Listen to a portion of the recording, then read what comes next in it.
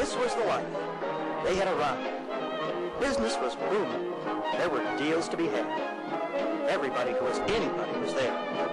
There was the new rich, the old rich, and of course the stars were there. A lot of new somebodies were there. They were dancing their nights away as if there were no tomorrows. At least, none worth worrying about. But there was one tomorrow fated to come, which would change everyone's destiny. Early Tuesday morning, October 29, 1929, the stock market opened just as it had for the last 20 years. The trading floor was a frenzy of activity, except on this day, all the trade orders were to sell, not buy. But not even the experts suspected the devastating crash that would become known as the Great Depression. Not only did it dramatically change the lives of all Americans, but it affected the lives of millions more around the world. Once prominent traders and wealthy businessmen jumped to their deaths from multi-story buildings. Hard-working people lost their life savings, businesses, homes, and jobs. Thousands of millionaires became mere statistics in the fast-growing ranks of the unemployed. The middle class virtually disappeared. By the end of the year, the market lost the unbelievable sum of $40 billion in equity. 3 years later, at the depth of the Depression, the national income fell by 50%. 5,000 banks closed their doors. The degree of universal pain and suffering prompted President Franklin Roosevelt to take action which would once have been considered illegal. The Founding Fathers had been firm on the fact that the government was never to interfere with the free enterprise system. But Roosevelt boldly initiated his New Deal, and for the first time in U.S. history, the government provided help, called entitlements for the needy. The stage was set for the federal government to dominate American business, banking, commerce, and the economy as a whole. It was the promise of acquiring prosperity built on borrowing without the ability to repay, which had tempted normally conservative Americans to risk all they owned before the crash. In 1928, there was no venture too risky to invest in. There had been a few prophetic voices that warned of impending financial disaster because of the accumulated debt, yet their words were dismissed as just so much gloom and doom. This was America. This was the strongest nation on earth. Ironically, the cure for the Depression was built on another kind of debt, much broader in scope: government debt. Little did President Roosevelt and subsequent politicians who followed suit know it would incur such crippling and long-range consequences. Consequences which would be more devastating to the nation than the Great Depression itself. Today, the Great Depression is simply a painful memory for those who survived it, and perhaps a matter of historical interest. The Dow Jones Industrial Average makes the news every day, and the stocks rise and fall as usual. But as America begins its entry into the 21st century, could it be that it is once again on the verge of another Great Depression? This time one that would plummet the world's greatest power to the status of a poverty-stricken nation. Thousands of angry depositors mobbed Security Federal today as their doors closed for the last time. Security Federal is the 97th bank to collapse since last Thursday's stock market crash. The FDIC has announced it will not be able to insure any of the accounts. Bank President 55,000 employees lost their jobs today as Microtech, one of the few remaining American-owned manufacturing companies, sold out to a Japanese firm. The Natsuki Corporation announced it would immediately relocate the production facilities to Mexico City. The announcement came as a shock to employees. Estimates of damages from Hurricane Franco, which swept through Florida's midsection last week, have reached a record high of $65 billion. For the first time in U.S. history, government aid will not be available due to the severe economic crisis. The death toll has soared to over 600 as rioting continues to escalate in the nation's 3 largest cities. Law enforcement agencies in New York, Los Angeles, and Chicago have been unable to gain control, citing severe government cutbacks as the cause.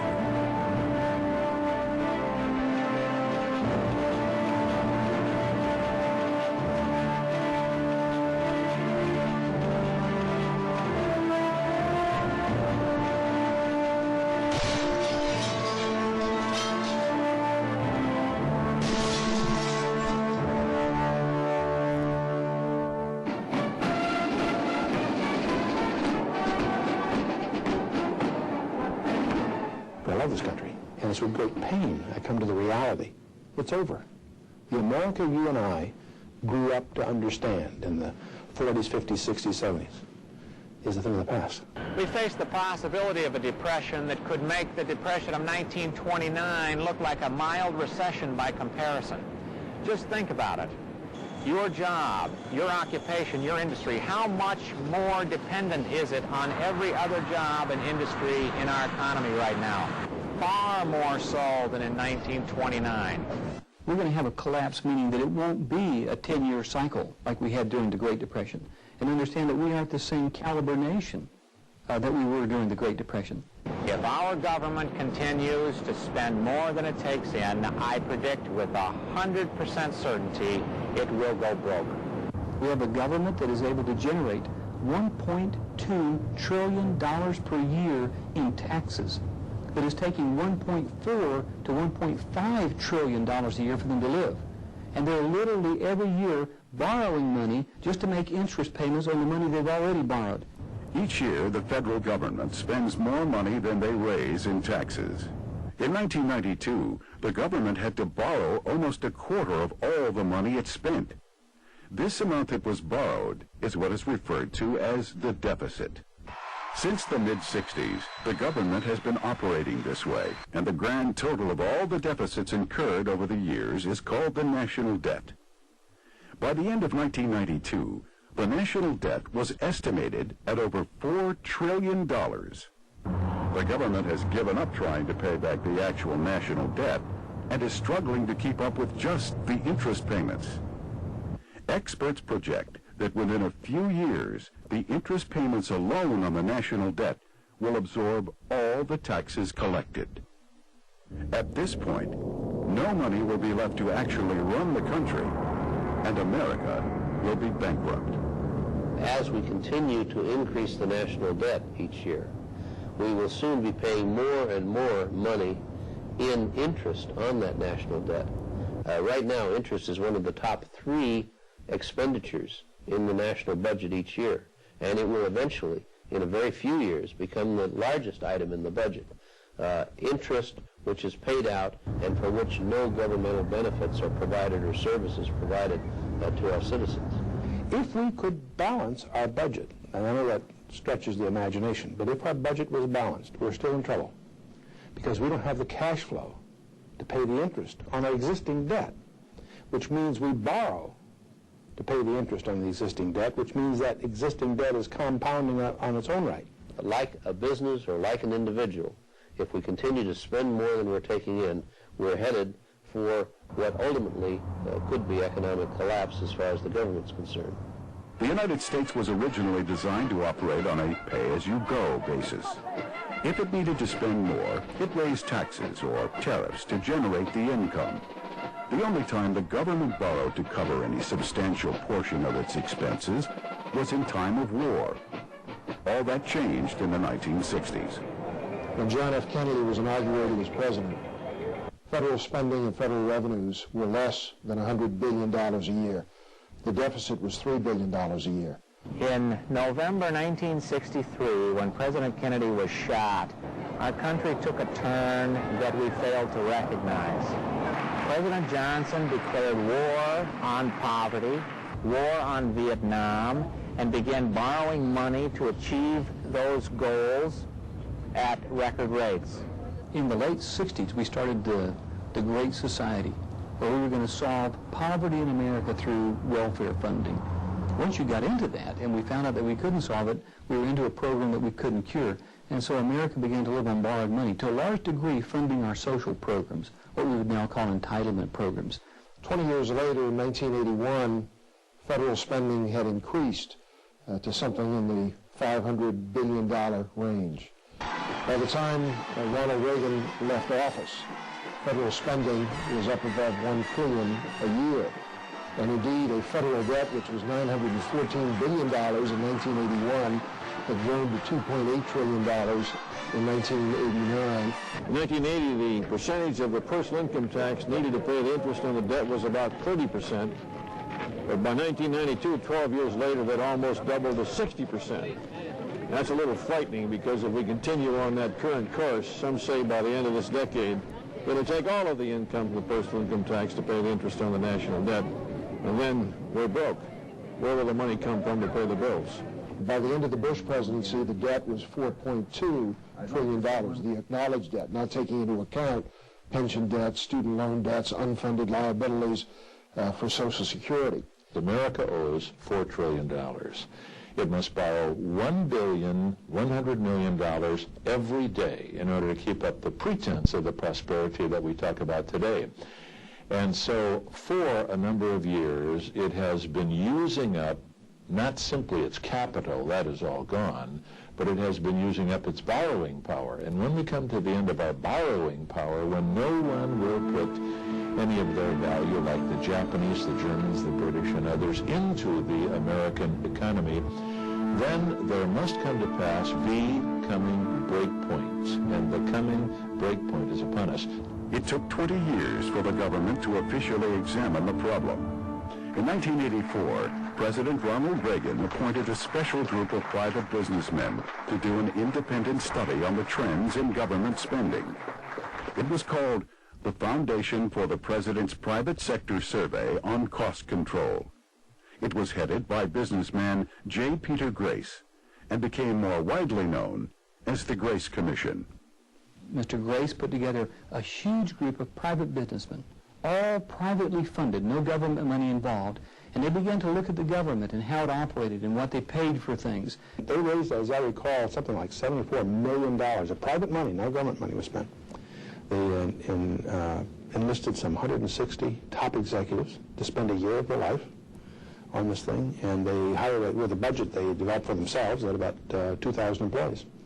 And they did an analysis of the U.S. government and decided it was out of control, but they came up with, I believe, over 2,000 recommendations to somehow contain this monster.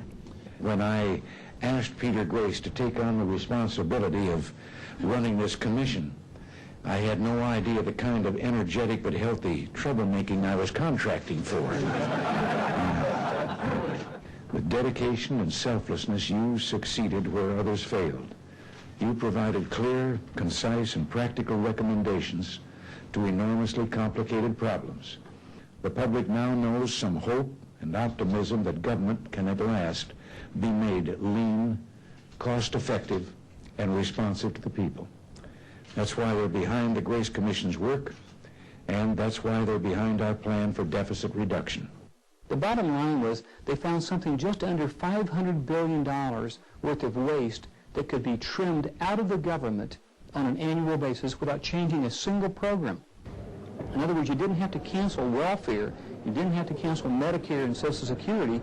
All you had to do was go in with standard business practices and trim out the waste, the overspending, the double billing, the bills that never got paid on time, those kinds of things. And unlike the people sitting in the middle of the federal government mess who see no problems, they were able to see a lot of problems and project in the future what would happen if things weren't changed. They came to the conclusion that we didn't make some substantial change in the direction of this economy and some substantial reduction in the amount of deficits that we were running, that the government would reach a point where they could no longer fund themselves either through taxes or borrowing. At that time, many people took it as alarmist and so forth, didn't take it seriously. But the shocking thing is now to go back and look at that report and see it track the projections they made for 85, 86, 87, 88, 89 are tracking within a few percent. And what it's predicting is a major, major collapse of this country. It was this startling information that prompted the co-chairman of the Grace Commission, Harry Figge Jr., to co-author a book to alert the nation's leaders, as well as the citizens at large, to make needed changes. It became a New York Times bestseller. One powerful graph in the book tracks the amount of borrowed money the government overspends each year. Although the levels fluctuate slightly from year to year within the various administrations, on the whole, the spending is increasing and will go off the chart within the next few years. Despite the inevitable consequences of this fiscal crisis, Congress continues to accelerate its irresponsible overspending, which further contributes to the national debt.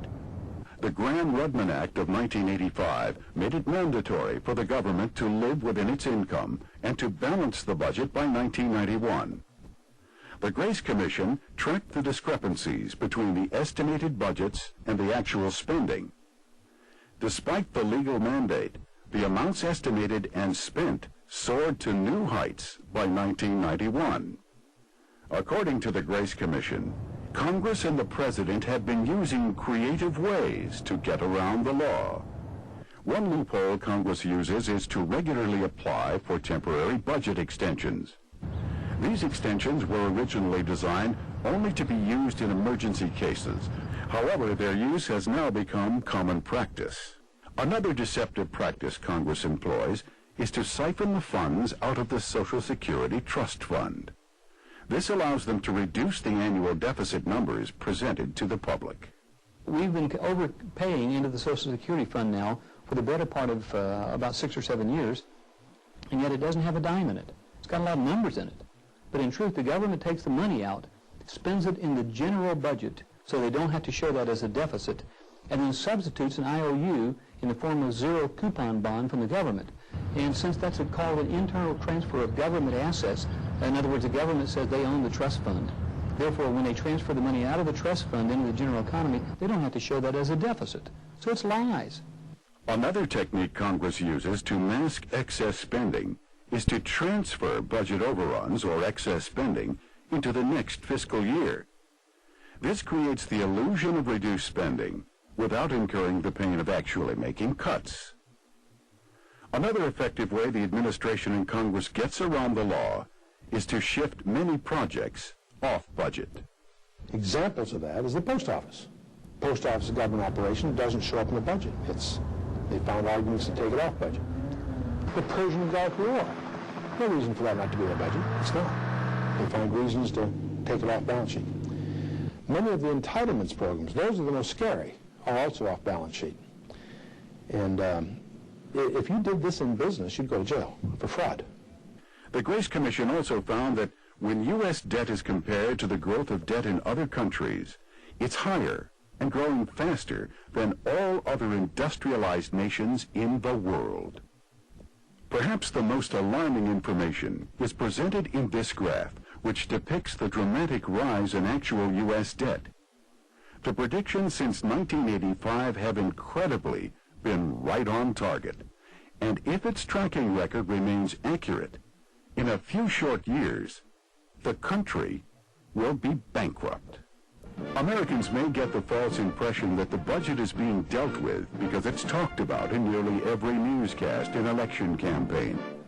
The truth is that very few have been bold enough to confront or even address the truth about the impending financial crash.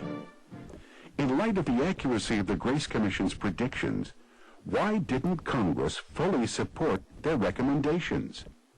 Because it was a Republican issue versus Democrats, and the Democrats controlled the House and the Senate by that time, most of the Grace Commission's recommendations never got implemented. Some of the recommendations that would save a lot of money require a vote of Congress. And every bit of waste in the federal government has a champion somewhere in Congress who sees that not as waste, but as a gravy train. There are forces in this country that keep our entire society off balance with the huge budget deficit that is paramount in this country today. While we hear senators and congressmen talk about wanting to solve the budget problem, I don't think they really want to in earnest. When the members of Congress know about this spiraling national debt, they know all about it. They're oblivious to it. Some of them don't care. The majority don't care. All they're concentrating on is the next election. 20 years we've been fighting this battle over the budget, and somehow or another, out of all of the brains, out of all of the legal minds in this country, out of all of the people that are running around supposedly the brightest and the best in Washington, D.C., it cannot be solved? No, sir. But somebody doesn't want it solved. In my opinion, our government is not going to try to do it because the cure is too tough for them to swallow politically. No one I've seen, in the press or elsewhere, deals with the problem quantitatively. They'll arm wave, they deal in platitudes. This is fraud and deceit. It's like an alcoholic who says, I'm going to reduce my consumption. What he really means is, I want to maintain the right to continue drinking. And that's precisely what our leaders in Washington are doing. They talk about reducing the deficit, but what it really gives them is nothing more than the opportunity to continue to borrow money and increase the debt. There's too much government, especially in Washington, and there's too much spending. We could cut out programs, we could cut back on programs, and people have got to quit just looking to the government to solve the problem. That's not the American way. Washington is irrevocably out of control. There are no controls. There's no responsibility. No one's held accountable for the decisions. And to make the decisions to save this country, you guarantee you won't be reelected. So as a result, we are in deep trouble financially. The problem is an almost total disregard for any moral constraints in Washington. They don't feel any guilt about the fact that they spend more of our money than they raise. They don't feel any guilt about the fact that they don't account for our money properly. There are good people in Washington, to be sure, but most of them, like Warren Rudman of New Hampshire or Bill Armstrong of Colorado, have quit in disgust and left the place. And who does that leave running it? People who are willing to borrow and spend to purchase our votes. What do you do when the U.S. government doesn't have the money to pay its bills? There are experts who have different theories. You could have a collapse of the government. That's what's happened in other countries. The scenario that most people tend to presume will be hyperinflation. In other words, they'll print money to make the money, and that will cause the money supply to increase, which will cause more inflation. They will do what every government has done that's ever existed in history, and they will start to print money. They will inflate the economy so they can pay their bills. But for every dollar they print, my dollar goes down in terms of value.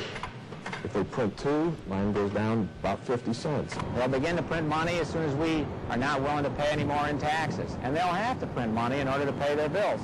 The Germans after World War I did it. When they could no longer pay their bills and they couldn't raise the money through taxes, they had taxed the maximum and they were on the edge of revolt, they started printing money. 3 years later, just 3 years later, the mark was worth 2.4 trillion marks per dollar. Money was worthless in Germany. You would take a basket full of money to go buy a loaf of bread, but you couldn't afford the basket, so it was irrelevant. Once you hyperinflate the dollar, it doesn't matter if you have $1 million in the bank, it's worthless. Argentina was once one of the most richest nations in the world, rivaling the United States 50 years ago. But they went into hyperinflation and badly damaged their economy. Within about a 6-month period of time, the inflation rate in Argentina was at about 500% per year. Before they stopped the cycle, it was 5,000% per year. Well, when you have hyperinflation and the government prints a lot of money, 2 things happen. One, wages fall because they're just, in real terms, they're not worth as much. But the most devastating thing is that savings and investment gets wiped out. If you had $100,000 in the bank and the government starts printing money, $100,000 could be worth $50,000 or $10,000 in no time at all. Whole families' plans for the future, pension plans, insurance plans. Inflation can destroy the wealth that has taken a generation or a lifetime to build up. And so this is where the middle class gets absolutely wiped right out. All of our savings, all of our bank accounts, all of our life insurance, all of that goes right down the tubes. As soon as investors see that America is not a good investment, jobs will fall like dominoes. Yours might not be the first to go, it might not be the second to go, but there's no question that sooner or later you will be laid off. You will not be able to depend on your government to employ you. You will not be able to depend on any major consortium like General Motors to continue to employ you. I think we're going to have massive defaults with people losing their homes and losing their businesses and everything they've owned. And the hyperinflation scenario literally means a collapse of the economy as we know it. That generally leads to anarchy. We're going to have increased riots like we experienced in Los Angeles. I think that's just the beginning. We've got large segments of the population that are unemployed, out of work, probably not even employable in terms of our literacy rates. And so we've got to make these a major civil unrest. If they can't maintain law and order when a verdict comes down that no one likes, how are they ever going to be able to maintain law and order when the actual government that's in charge of the currency has destroyed it. That which happened in Los Angeles is not apropos just to Los Angeles. All of the big cities across our country, the inner cities have the same tensions. They could erupt if they have reason to do so. One of the reasons would be if they don't have money to buy food to feed their families. There won't be a factory in America that's able to keep its accounts in order. How do you budget when you don't know the value of the currency with which you're budgeting? How do you make a payroll when you don't know the value of what you're paying out to your employees? There can only be one result, and that is shutdown. Well, all that's going on. The local and state governments have an erosion of their tax base because of the absence of profits in that sector and so on. So you'll have less budget for services. So the police and what have you will have less capability to deal with the growing unrest. You've got the makings for major civil disorder. In the past, where this has happened, you have emerging out of that chaos, first of all, a deep quest for order. As people really begin to experience the anarchy, there'll be a deep quest for order, and they will tolerate emergency measures that they normally wouldn't. And this is what happened in Germany, which eventually planted the seeds for the rise of Hitler. In this country, who knows? But all kinds of emergency measures will, of course, be empowered to try to deal with these things, and that will empower, in effect, a total loss of our personal freedoms. We're seeing ourselves set up for not just a political and military global control, a dictatorship, if you will, but also absolute control financially, economically. We've seen this done in the Soviet Union, other communist nations, where when somebody doesn't play the game, he simply has his workers' card withdrawn, canceled. He can't do business. He can't get a job. He can't support his family. That's all it takes to make a man completely helpless. Projections could go on as to what life in America would be like after the fall. But perhaps the greatest psychological adjustment for the citizen to make will be to see America stepping down as a world power and at the mercy of foreign investors. The economic peril that we're in right now is already eroding our leverage on the world scene. About 30% of our debt is foreign held, and already our policies are increasingly dictated by the holders of that debt. I take risk with other people's money. I have the ability to convert their dollars into any other foreign currency that I choose. It's a sad state on our economy when the American dollar is possibly the worst investment around. Who would want to own the American dollar and invest in a country whose government has shown year after year that it does not respect its own economy enough to balance its own budget?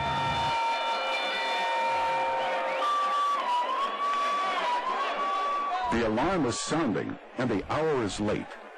Every responsible citizen who is willing to do whatever it takes to turn the tide and save our country for tomorrow and future generations wants to know what can be done. I think it takes a major change in attitude on the part of every American.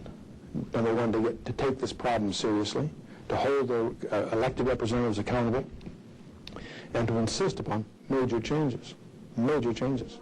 The time has come for a second American Revolution. I'm not talking about one with guns, but at the ballot box.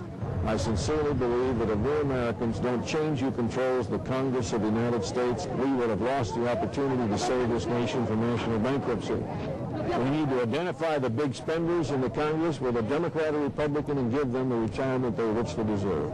I think it's very important to make noise when you see a politician supporting spending legislation. There are a number of taxpayer groups that rate members of Congress, and you can get a hold of those ratings and look at whether somebody is voting with the taxpayers or against them on a regular basis. Writing to members of Congress is not a fruitless exercise. It really does matter. People need to read.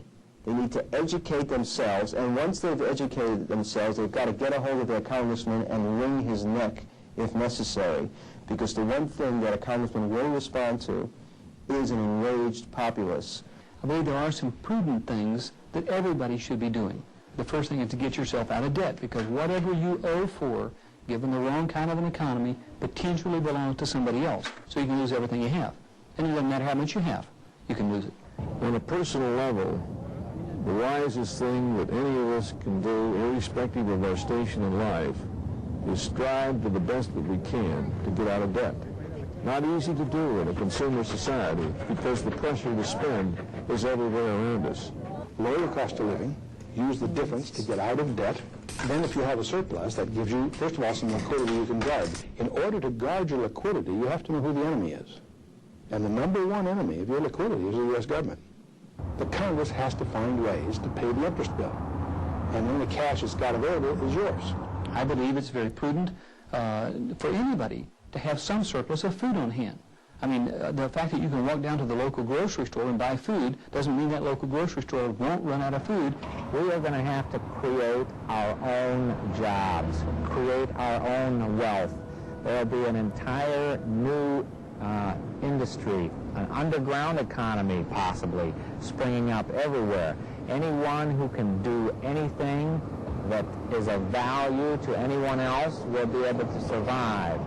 Anyone who's just dependent on some large corporation for a job to move some numbers around in accounting or do this, some technical skill, is probably going to be out of work. This national indebtedness is really a national symptom of the attitudes that we Americans have come into personally, the personal attitudes we've come into about money, about property, about the lust after comfortable living being the driving force in American society for which we have to spend money to fund this kind of obsession. I know this is going to sound odd, but there's a sense in which this is not a fiscal problem, it's a spiritual problem. If a person can't stand to wait another day to get some material thing he wants, he's going to go in debt to get it. Our government has done it, and we've done it as individuals. There is a need for a spiritual revolution for the people of America to rediscover the Judeo-Christian roots on which the nation was founded. Because this runaway spending, this national debt, is, when you come down to it, is just a spiritual problem or a moral problem.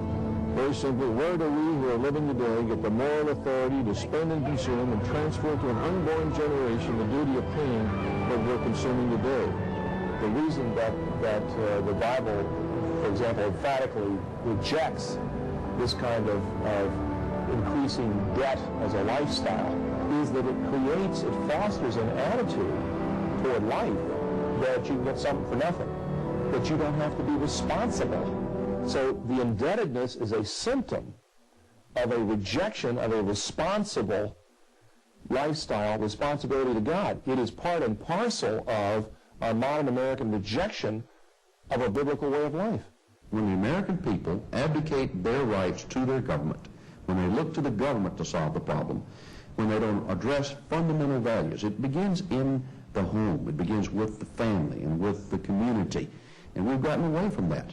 We've forgotten that God's blessed America, and we've turned our backs on the kind of integrity He demands.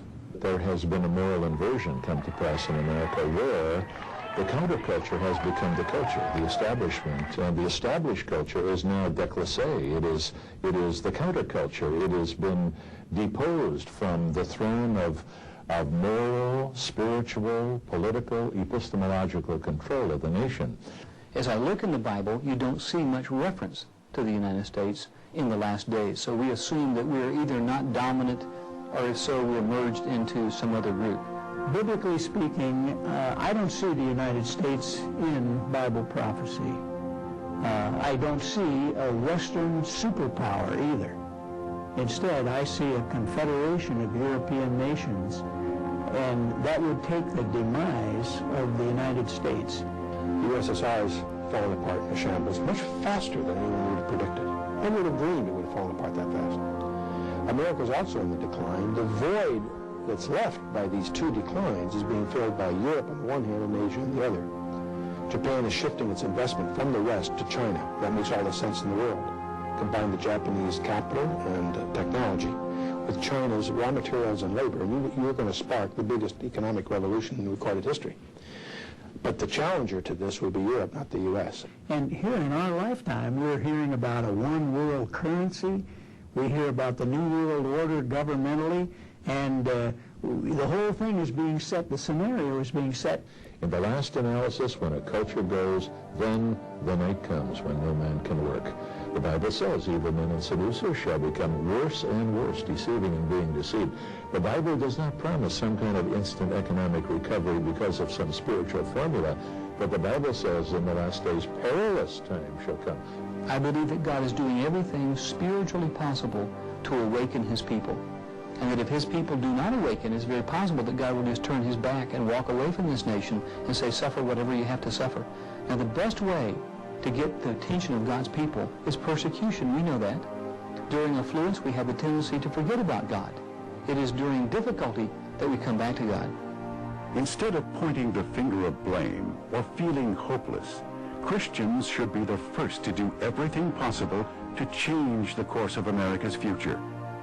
History has proven that people united in action can change a nation's destiny. But they also need to be prepared for the worst.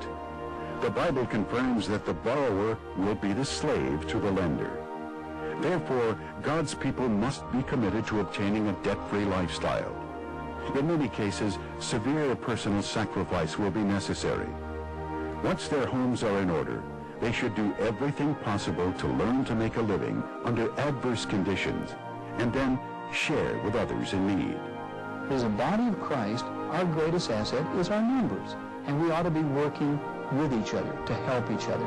And that means start some plans, some programs within your local church. Take care of your own poor. Take care of the people that are out of work. Help them to get reemployed. Help them to buy gas for the car. Help them to keep their kids in school.